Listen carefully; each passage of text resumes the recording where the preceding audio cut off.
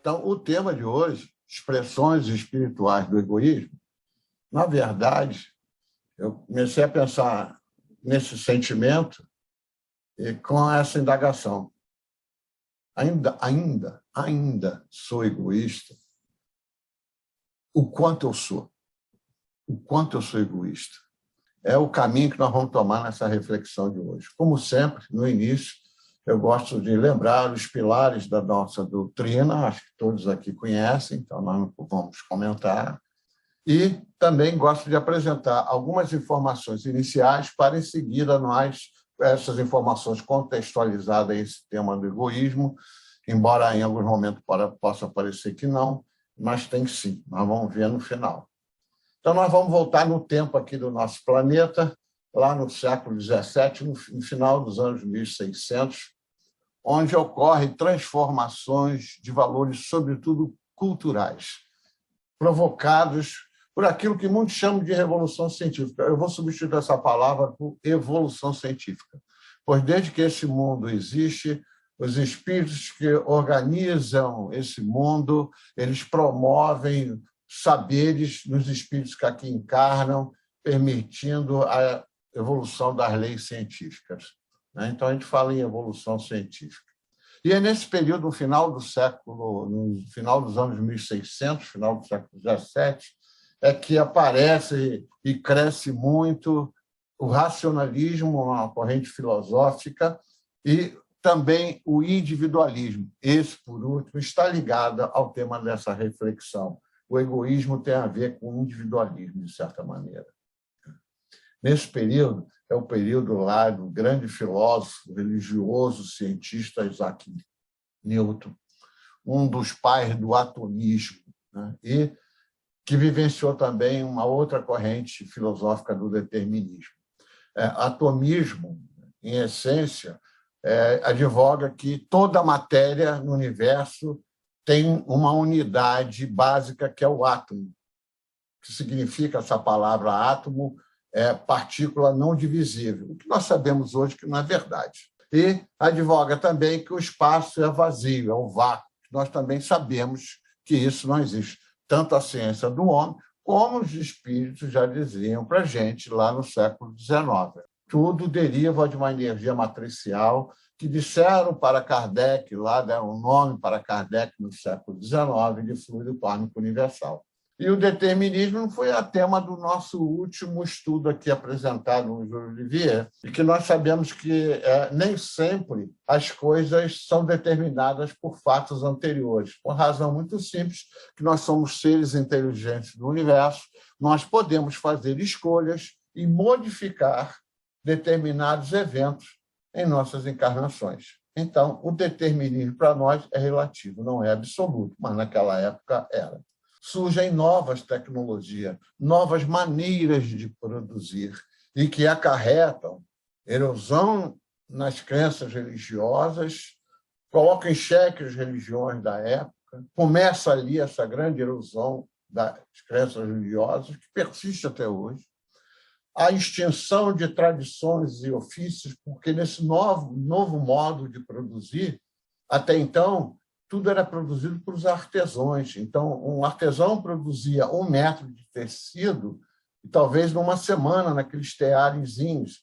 E agora, com um novo modo de produzir, faziam-se quilômetros de tecidos em algumas horas. Então, mudam. Há uma extinção de profissões, como hoje ocorre também, de profissões e de maneiras de produzir. E um outro processo que corre até hoje, que é uma grande dinâmica, o esvaziamento do campo e a urbanização, o crescimento das cidades. E nesse bojo todo de transformações, nós verificamos o desaparecimento de valores associativos, do socialismo, que é uma coisa fundamental para que nós possamos crescer, progredir, enquanto espírito encarnado que somos. Pois só podemos fazê-lo convivendo com outros, auxiliando uns aos outros. Então, a questão-chave desse novo modo de produzir foi o surgimento, lá em 1698, da máquina a vapor. Daí que essas indústrias, máquinas de produzir, que vão até os dias de hoje se modificando, se sofisticando cada vez mais, na medida que há o progresso intelectual do homem. Então, nós damos um salto, porque o nosso tempo não é muito longo, vamos dar um salto para a atualidade e fazer esse tipo de análise. Hoje, nós vivemos num mundo que nós chamamos de globalizado. O mundo ficou pequeno. Um grande comunicador, McLuhan, falava lá nos anos 80, haveria a formação de uma aldeia global, e isso está se configurando. Hoje, o que uma pessoa faz numa parte do planeta, bem longe de onde nós estamos aqui, pode nos afetar. Nós estamos vivendo isso nesse momento, um conflito lá na Europa. As sociedades hoje, de uma forma genérica, podemos classificar como sociedades de consumo. Só que a intensidade de consumo de matéria no planeta varia conforme as sociedades. Tem sociedades que consumem de uma forma extremamente intensa. E se o globo todo, todas as sociedades, consumissem como essa sociedade, em uma semana o planeta estaria inviável em termos de recursos. Esse grande organismo planetário, ele tem limites. Nós não podemos consumir toda a energia, toda a matéria dele, em termos de transformação, sem um certo equilíbrio.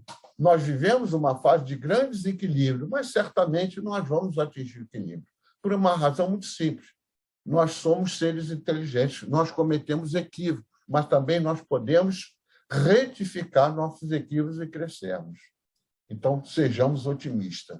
E quais são as principais características dessa sociedade de consumo? Vamos olhar para a nossa sociedade. A maioria dos bens que são produzidos hoje, eles são produzidos numa escala muito maior do que as nossas necessidades. Ou seja, é uma característica dessas sociedades, é produzir além para gerar divisas. Então, vão produzir demais. Então, eu gosto de parar sempre o exemplo da China. A China produz, uma máquina de café pode produzir de 10 tipos, cada uma com um grau de qualidade. Vai depender do dinheiro que aquela sociedade para fora de vender vai querer. Eu quero uma máquina de café baratinha. Aí você compra lá no Xing Ling, lá bem baratinha, mas não corresponde à qualidade de uma outra que você consegue uma qualidade bem maior.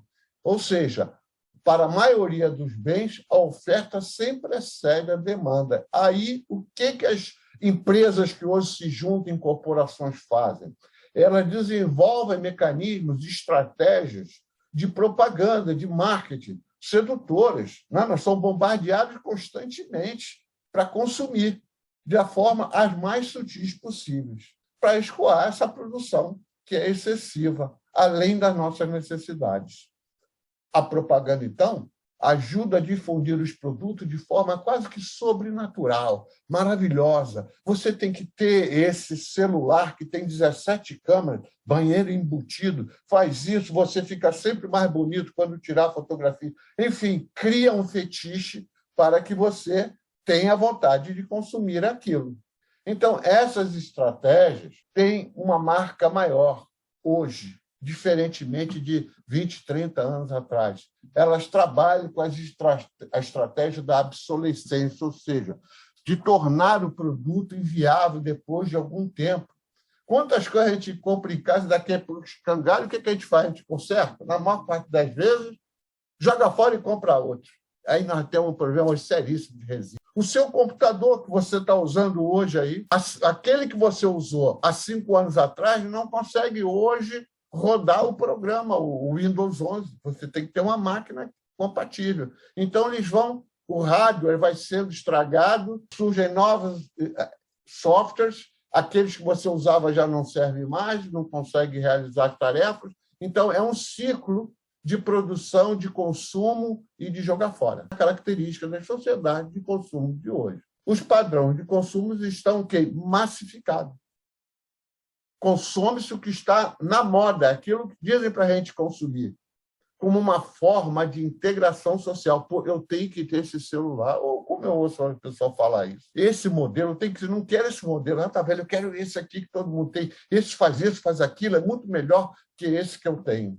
Então, hoje, é claro, resumindo, tem a tendência para o consumo impulsivo. Quantas coisas a gente compra que realmente a gente não vai nem usar? A gente compra, esconde aquilo, não descobre, um dia acha, dá para alguém. É o consumo impulsivo nos conduzem, descontrolado por vezes, irresponsável por vezes e até irracional. Nós vivemos processos de crise em andamento que vão se agudizar e nós vamos resolvê-las, mudando, nos educando em termos de consumo.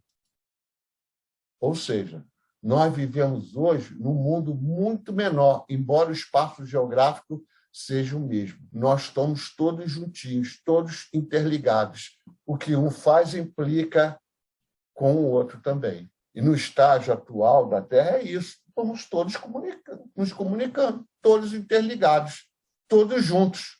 E nesse processo, através de várias plataformas, são miríades, né? Aqui são as principais aqui para o nosso país. Quanto tempo do nosso dia nós passamos nessas plataformas nos comunicando? Num espaço virtual, que eu gosto de chamar de ciberespaço. É nesse espaço, quem no Facebook aparece com cara de zangado? Todo mundo é bonito, todo mundo é feliz. Na verdade, nós estamos fazendo poses. Nós usamos máscaras nesse... E isso tem a ver com a questão do egoísmo? Tem, sim. Nós fazemos poses e jogamos nesse mundo virtual, nesse espaço que eu chamo de ciberespaço. Então, agora, dito tudo isso, nós podemos realmente entrar no estudo, na reflexão. E nós começamos a falar do lótus do eu e sua relação com o egoísmo. A flor do lótus, essa florzinha que tem a Manifiace, planta aquática, ela tem uma importância muito grande nas filosofias orientais. No budismo, eles consideram a flor do lótus como uma pureza espiritual. Eles não separam o corpo da mente, como nós espíritas consideramos. Nós somos seres duplos, corpo e espírito. E veja, os chakras, chakra para o hinduísmo é roda. A roda seria o vórtice. Para nós são vórtices de energia, são centros de absorção, exteriorização e gerenciamento das energias, os chakras. Se vocês repararem, eu vou voltar ali na florzinha, olha lá, olha a flor e olha agora para os chakras, como eles são representados. Tem cores diferentes, porque significa energias diferentes, mas são estilizações da flor de lótus, os chakras. Interessante. Para que serve a flor? Para enfeitar, Fernando? Para nós. Mas a flor, para esse princípio espiritual, essa planta, a flor serve para a perpetuação da espécie, para a reprodução. Os órgãos reprodutores estão aqui, são pequenininhos. E essa planta precisa de agentes polinizadores, senão ela não consegue produzir as sementes. Ela precisa de abelhinha, de vespas, o grupo tal lá dos eminópteros, de pequenos insetos. E as pétalas, na verdade, servem apenas para atrair o agente polinizador. Até porque os insetos não enxergam todos os comprimentos de onda. O azul é um comprimento forte para esse grupo de insetos. Olha a relação que existe, como não tem a casa. E aqui, aquelas estruturas reprodutoras pequenininhas, o inseto vem aqui e poliniza. Eu, no estudo passado, apresentei esse livro para vocês, da Dora Zorra e do Ian Steven, o esposo dela, em que ela faz uma análise comparativa entre a flor do lótus e nós. Por isso, daí, lótus do eu. Não sei se... Eu acho que eu coloquei essa figura nesse estudo. O que ela fez? Que comparação fez a Dora com a flor de lótus? Veja, aqui em volta da flor é o meio ambiente. Todos nós estamos no meio ambiente, nos comunicando, nós só somos seres inteligentes. Coletou informações de trabalhos científicos, de psicólogos, de psiquiatras e de outros conhecimentos e fez essa estrutura que está aí, que eu acho espetacular. Foi uma felicidade muito grande. Primeiro, aqui na parte externa, vocês estão vendo o bequinho da pétala, artístico, não sei se vocês conseguem ler, investigativo, social, convencional, empreendedor. Na verdade, isso é uma relação entre personalidades e estruturas vocacionais. Essa classificação foi criada pelo John Lewis Holland. Ele faleceu em 2008. Foi professor da Universidade John Hopkins.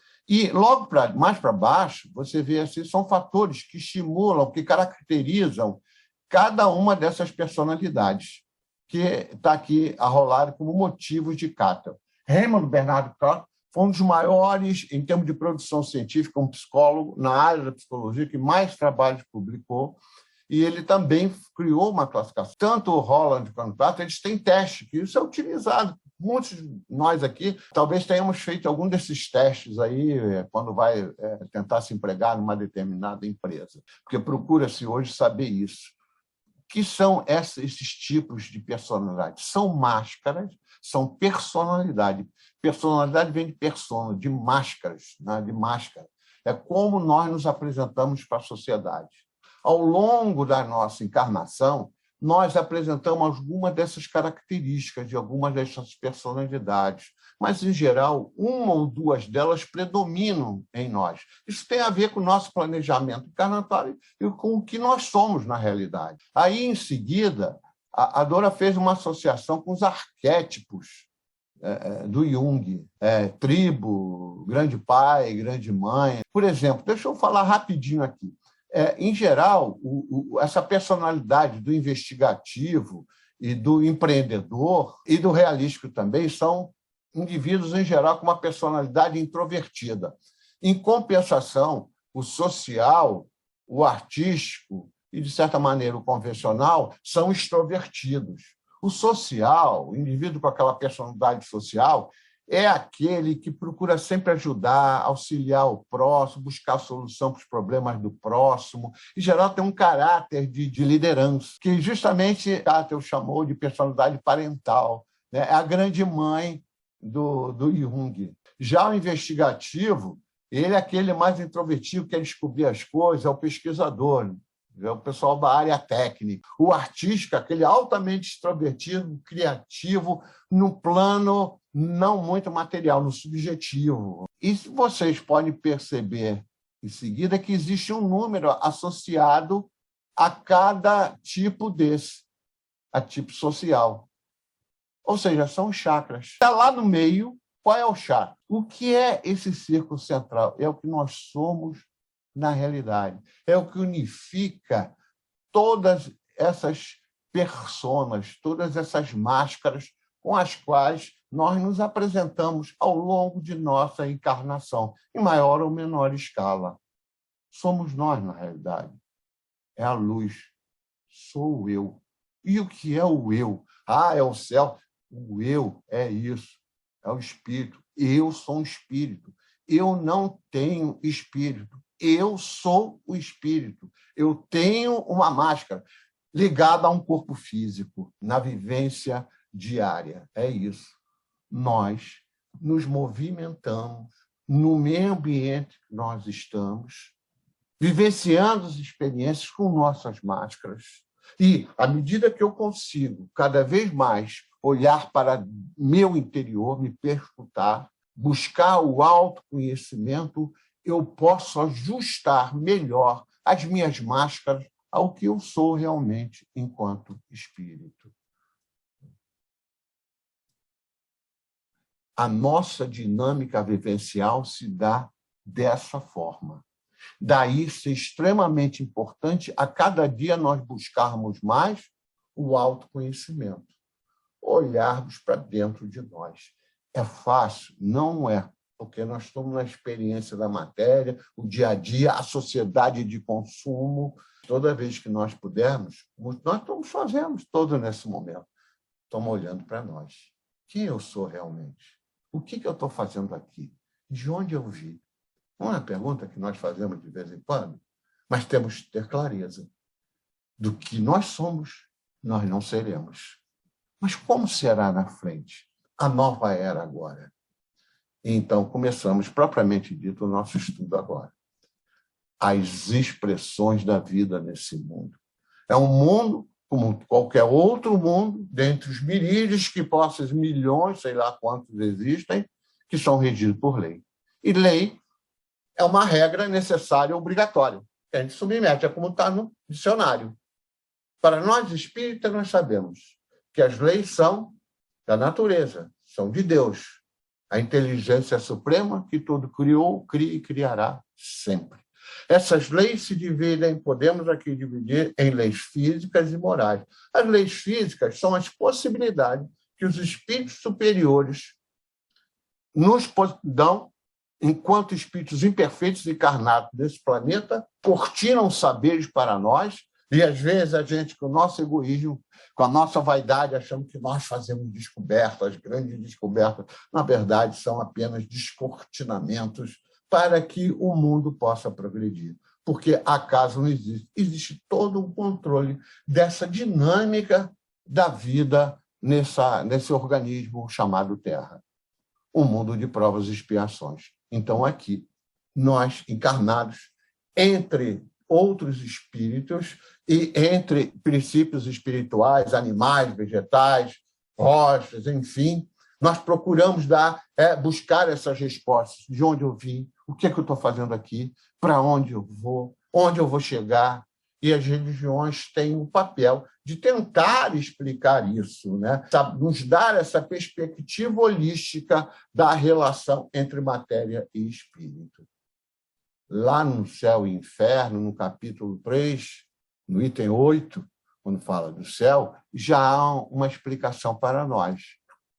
Diz assim: a encarnação é necessária ao duplo progresso moral e intelectual do espírito. Ao progresso intelectual, pela atividade obrigatória do trabalho, o trabalho braçal, que é importante, e o trabalho psíquico, da inteligência, né, intelectual.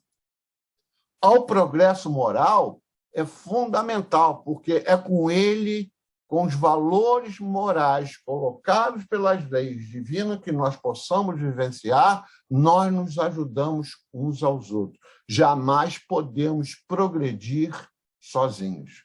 Nós necessitamos do próximo.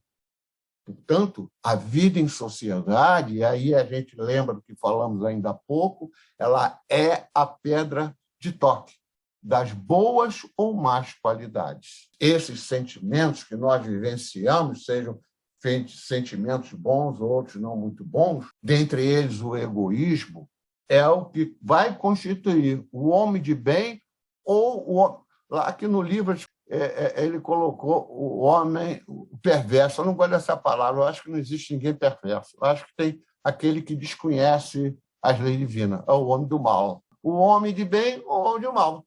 Tem por móvel, por alvo ou por estímulos o quê? As relações que nós vivenciamos com os nossos semelhantes. Essa é o grande azimuth, é o grande caminho. Sempre tendo a clareza que nós estamos aqui, de passagem, numa experienciação múltipla, a vida material, para a gente aprender. É fundamental isso. Nós não somos anjinhos, nós somos espíritos encarnados que viemos aqui para aprender na matéria, mas a verdadeira vida é espiritual. Nessa encarnação, nós estamos ligados a um corpo material. E o corpo material, ele tem ações instintivas, a qual nós, espíritos, não temos controle. Mas existem escolhas que nós podemos fazer através da nossa inteligência e mexer até com o nosso corpo. Nós podemos, com as nossas escolhas, se vocês se lembram daqueles estudos da epigenética lá do ano passado, nós podemos desencadear doenças ou podemos mitigar ou evitar desequilíbrios, doenças em nossos corpos. É com esse binômio que nós vamos ver a encarnação, o instinto e a inteligência. E aí vai se inserir esse sentimento que foi colocado agora por sermos espíritos imperfeitos, e é o egoísmo. Encarnados nesse mundo, nesse grande chácara, nessa grande roda da vida em Gaia, nesse planeta organismo Terra, um mundo de provas e expiações, nós co-criamos. Nós criamos com o outro, em direção à perfeição. Mas nós ainda somos imperfeitos. Mas vamos progredindo a cada encarnação um pouquinho. Em nossas imperfeições por aqui, o egoísmo se expressa. A segunda parte, especificamente, vamos falar agora do egoísmo, já que falamos da expressão da vida. O egoísmo está contextualizado fundamentalmente a duas grandes vertentes. às nossas paixões, fruto de nossas imperfeições, e ao autoconhecimento. Se nós conseguimos, com o autoconhecimento, identificar o egoísmo em nós, é provocado por nossas paixões, por nossos vícios, em maior ou menor escala, nós podemos, através da construção de virtudes, mitigar ou, nesse mundo, os nossos vícios, as nossas paixões, consequentemente, o egoísmo. Isso nos é dito lá no Livro dos Espíritos, nas leis morais, na terceira parte, no capítulo 12, da perfeição moral. Fala das virtudes, dos vícios, das paixões, do egoísmo, do homem de bem e do autoconhecimento, da importância do autoconhecimento. Por definição, no dicionário, olha o que eu encontrei, eu gosto muito desse dicionário, Priberan, é um dicionário português, mas aí eu discordei radicalmente. Eles dizem que egoísmo é amor exclusivo a pessoas e interesse próprio. Ora, amor é um estado vibratório para o espírito, tem nada a ver com egoísmo, é antagônico, eu vou apagar isso. Eu prefiro essa conceituação que tem a ver até com o que é dito no Livro dos Espíritos. O egoísmo é um sentimento que nos conduz ao apego excessivo. Essa palavra é fundamental, excessivo. O egoísmo vai existir aqui, eu vou mostrar daqui a pouco por quê. Agora, nós podemos tudo, só não podemos excesso. Excesso. Então, o egoísmo é um apego excessivo a nossos próprios interesses, materiais e intelectuais. Nesse processo, a gente desconsidera completamente o interesse do próximo. Aí, para ver a importância, olha o que eu fiz. Através de um programinha, eu fui verificar as instâncias da palavra Pentateuco, a palavra egoísmo no Pentateuco, que vai me dar uma indicação da importância desse sentimento do egoísmo nas obras. Em que desses livros você acha que apareceu o maior número de vezes a palavra egoísmo? Olha o resultado que eu encontrei. Não podia ser diferente, né? Esses 3 livros, O Céu e o Inferno, a Gênesis e o Livro do Médiuno, eles são livros que nos mostram processos, dinâmicas, dinâmicas relacionadas com aquilo que é explicitado no Livro dos Espíritos e na receita do Evangelho segundo o Espiritismo.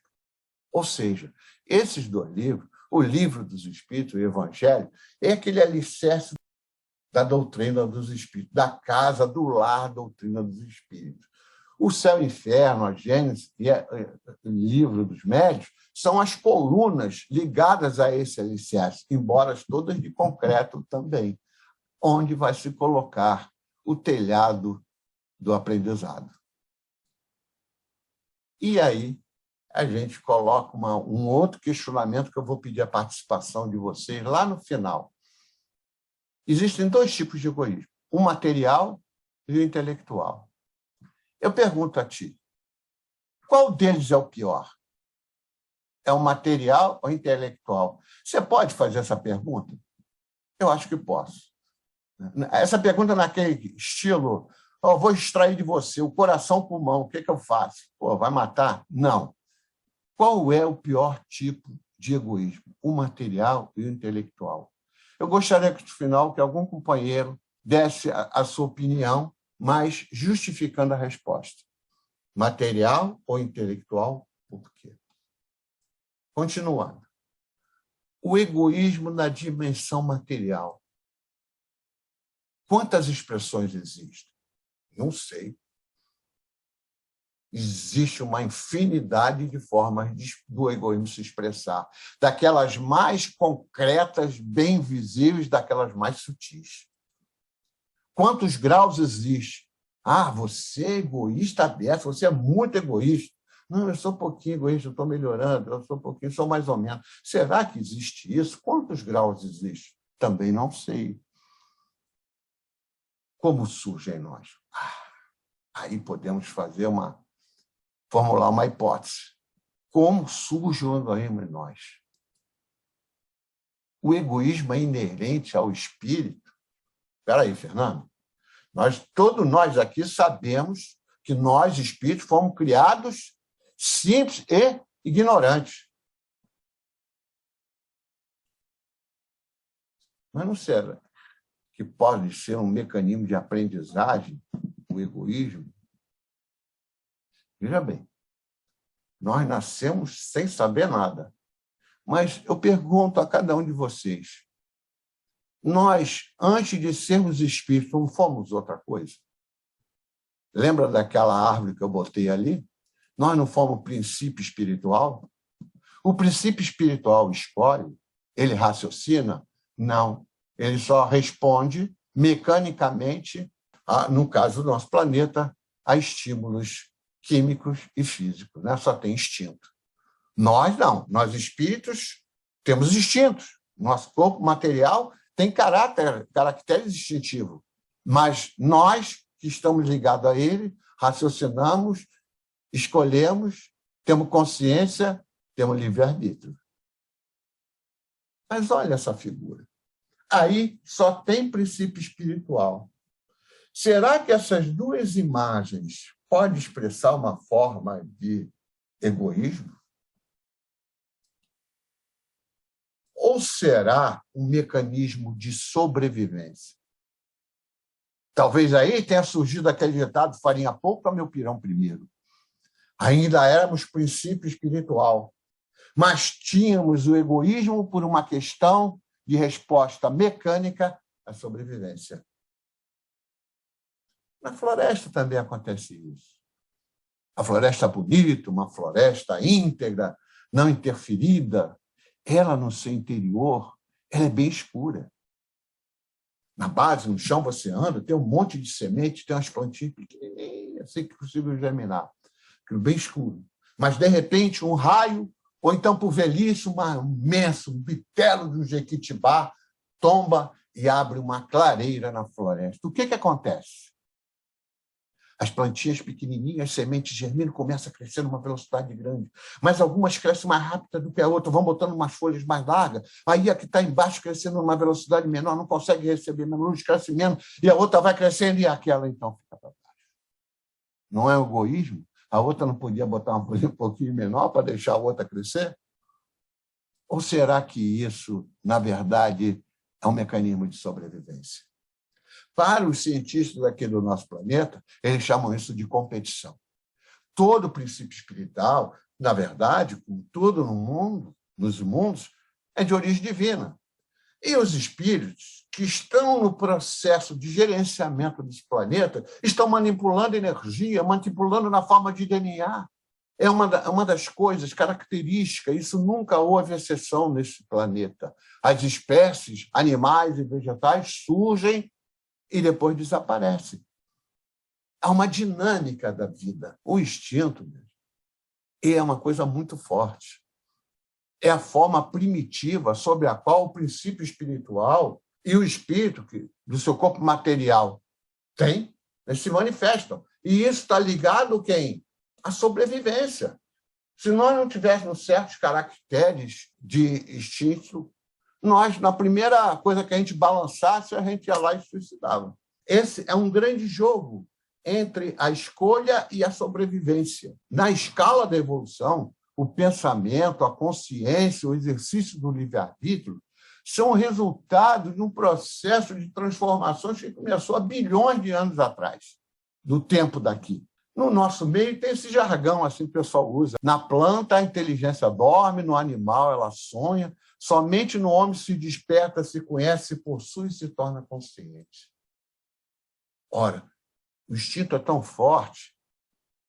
Essas duas imagens que vocês estão percebendo aí, só os mais pessoal que tem numa encarnação mais longa aí, mais tempo encarnatório, vai lembrar. Isso aconteceu nos anos 70, em 1976, especificamente. Um grupo de jogadores, de atletas de rugby do Uruguai, sai de Montevidéu, nesse avião aí que está destroçado, da Força Aérea Uruguai, em direção a Santiago do Chile. Ele tomba.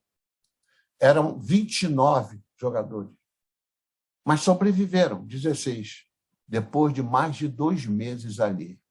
Aí você pergunta, vem cá, como é que eles conseguiram sobreviver? Cadê a comida? Canibalismo. Eles comeram os corpos dos seus companheiros. Provavelmente há uma prova difícil. Deve ter dado um efeito nesses indivíduos, e deu, eu sei que deu em alguns. Até. Então, o instinto é fundamental. Ele é importantíssimo para nós, para que prossigamos na nossa jornada evolutiva. Agora, um outro exemplo da escolha. O egoísmo na dimensão material marca uma escolha clara. É o que aconteceu, um exemplo bem recente, nós estamos vivenciando isso, que é a questão da distribuição da vacina para a cobertura vacinal no planeta. E aí nós mostramos o quanto o egoísmo ainda existe nesse modo de produção que nós vivenciamos, do lucro a custo da vida de muitos irmãos nossos, de interromper a encarnação de muitos irmãos nossos por puro egoísmo. Então, aqui, olha, na escalazinha do lado esquerdo, o azul escuro significa aqueles países que supõe-se terminar da cobertura vacinal total até final de 2021, o azul claro até metade de 2022, e o rosa e o marrom, vermelho escuro, são aqueles que estão praticamente onde há uma grande exclusão no processo de vacinação em termos de globalizado. Quer dizer, a cobertura vacinal é mínima. Nos países da África, o que ocorre são países, muitas vezes, que as populações são excluídas do processo de globalização, seja na comunicação, na economia, na saúde, enfim, nas várias dimensões da vida. O egoísmo existe, a gente, até hoje os espíritos já disseram para Kardec isso lá no século XIX. Um exemplo agora no plano espiritual, que eu extraí da Revista Espírita, de 65, de setembro de 65, de um estudo que é intitulado Um Egoísta, a comunicação feita num centro espírita na cidade de Lyon, na França, em 10 de janeiro de 1865, pelo espírito que se intitulou Vosso Guia Espiritual. Essa pequena história, essa pequena passagem, é de um jovem rapaz que frequentava essa casa espírita em Lyon, que vivia com a sua tia, uma idosa doente, mas o qual não tinha uma fraternidade em relação a essa tia idosa. Ele era extremamente egoísta, queria saber da vida dele, do eu, e a senhora sofrendo com os trabalhos de casa, com lenha, que naquela época muito difícil. E um certo dia, esse jovem, passando por uma ponte, cai dessa ponte e desencarna. E aí, no centro espírita, tento invocá-lo para saber como é que ele estava. E o espírito responde ao grupo da reunião mediúnica. Aquele a quem quereis chamar não poderá comunicar-se antes de algum tempo, diz o espírito. Venho responder por ele e vos dizer o que quereis saber. Mais tarde, ele vai confirmar. Por que não agora, né? Neste momento, ele está muito perturbado pelos pensamentos que o agitam. Ora, quando a gente desencarna, a coisa começa a ficar mais clara, não é isso? Ele quer se comunicar, ele quer falar, mas ele não deixa a tia. Tal é a ligação provocada pelo egoísmo ainda no interior dele, e que ele agora enxerga como uma doença terrível. Mas seus esforços são inúteis, e ele se desespera. E aí o médium pergunta, nosso caro guia, poderia dizer-nos se não lhe serão levados em conta outros defeitos de que se corrigiu por causa do espiritismo que ele praticava aqui na casa? E se sua posição não se abrandou? O espírito responde, sem nenhuma dúvida, essa melhora lhe é levada em conta. Pois nada escapa ao olhar percrustador, do olhar para dentro, né, de cada um da divina providência, que consegue saber tudo o que está acontecendo dentro de cada um de nós. Máscaras para a divina providência não existem, conforme as palavras do Cristo. A cada um segundo as suas obras. E aí esse espírito complementa. Meus amigos, o egoísmo é o que melhor se vê nos outros, porque sentimos seu contragolpe e porque o egoísta nos fere. Mas o egoísta encontra em si mesmo sua satisfação, razão porque dele não se apercebe. O egoísmo é sempre uma prova de secura do coração. É a queda da nossa sensibilidade para os sofrimentos do próximo. Só age o egoísta por outro quando ele é forçado, e jamais espontaneamente. Seu apego está na razão do bem que espera das pessoas. E isso, algumas vezes, de mau grado.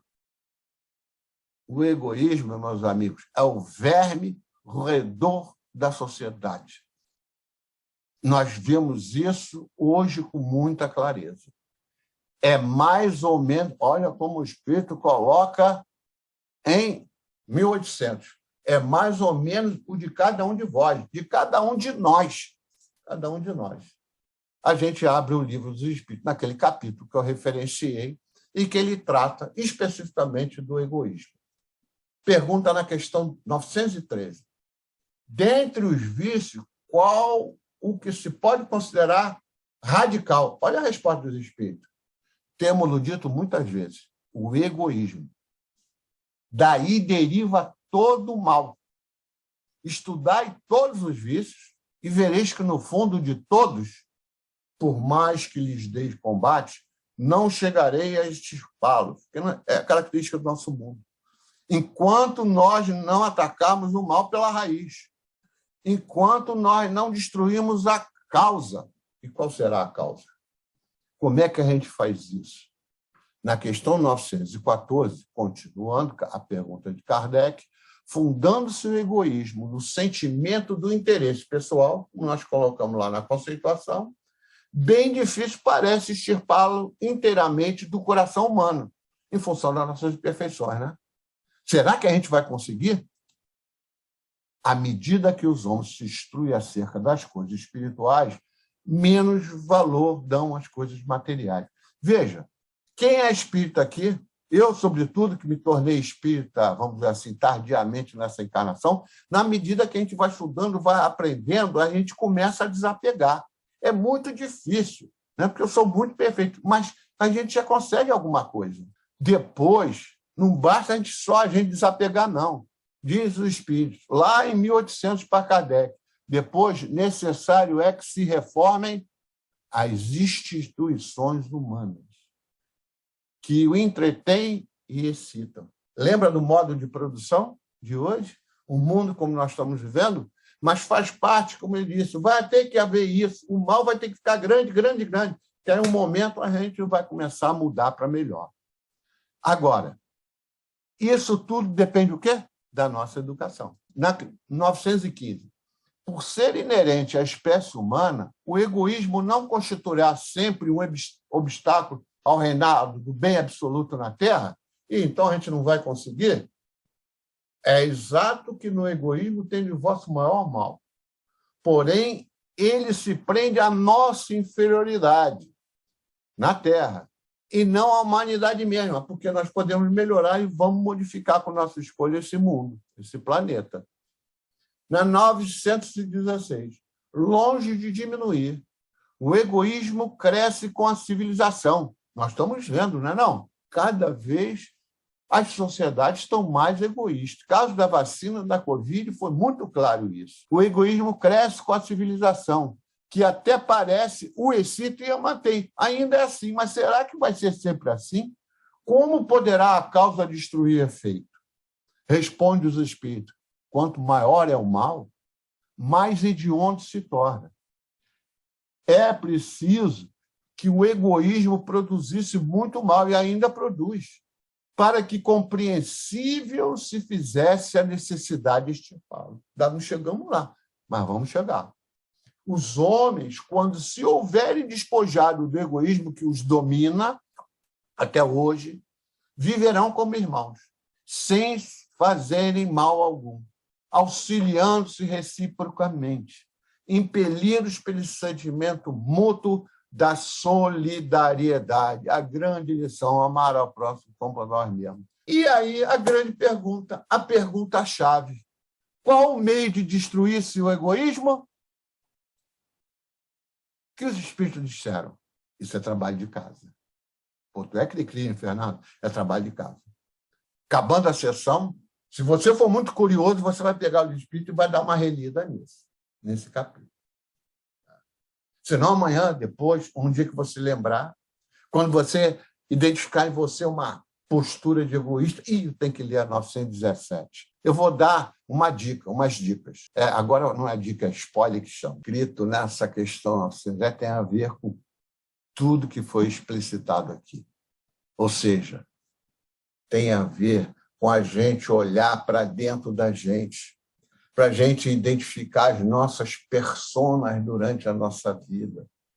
Qual é o grau que nós temos de relacionamento com a matéria, como são as organizações sociais onde nós vivemos, no nosso bairro, na nossa rua, na nossa cidade, nosso município, nosso estado, nosso país, no globo, no mundo. Quanta coisa não tem que mudar para o egoísmo de as leis do homem. Como está o nível de educação nosso? Educação moral, educação espiritual. Será que nós compreendemos bem o espiritismo? Será que nós vivenciamos processos místicos? Será que nós fazemos coisas que Kardec nos ensinou que não são coisas do espiritismo? Será que ainda estamos bem primitivos, muito atrasados? Nós estamos próximos lá da nossa origem? Tudo isso vai ser colocado na resposta dessa questão. Chegando ao final, eu tirei a minha conclusão. Primeira, o egoísmo pode se expressar de duas formas. Primeiro, como um mecanismo de sobrevivência, ou seja, no instinto. No instinto não há escolha. Então, o egoísmo que ele possa existir é em função da sobrevivência. Agora, no espírito, com um mecanismo da inteligência, ele escolhe ser egoísta com a sua ação, em pensamento e em ação, é escolha dele, é o exercício do livre-arbítrio. Aí cria a demanda. E aí eu pude tirar uma segunda conclusão depois desse estudo. Eu ainda sou egoísta respondendo aquele subtema lá. Mas eu também anseio que eu possa, cada dia, olhar mais para dentro de mim, me conhecer melhor. E poder, então, na medida que eu me conheço, os meus defeitos, eu possa gerenciar as máscaras que eu vivencio na sociedade onde estou inserido e ajudar ao progresso meu daqueles à minha volta. Para quê?